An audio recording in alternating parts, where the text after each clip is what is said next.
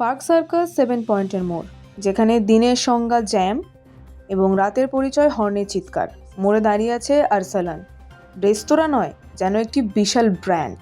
শাখা অনেক, কিন্তু কথিত সেরা বলে এই আউটলেটের সামনে এমন ভিড় জমে যে পথচারী থেকে অ্যাম্বুলেন্স সকলেরই গতি থেমে যায় ধনীদের কাবাব বিরিয়ানির টানে।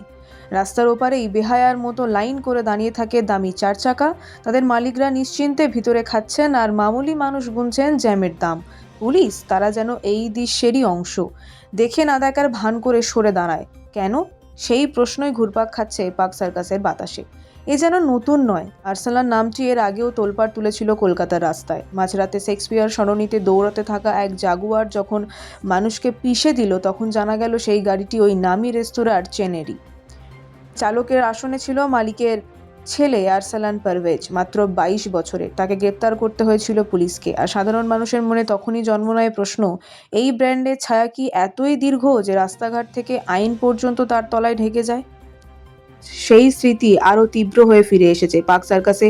আরসালানের সামনে দিন ভোর চলা ট্রাফিক দুঃস্বপ্ন যেন বলছে, একদল মানুষ যখন বিলাসী খাবারে তৃপ্ত, তখন বাকিরা বাধ্য হচ্ছে দাঁড়িয়ে থাকতে, ধুঁকতে, সময় হারাতে।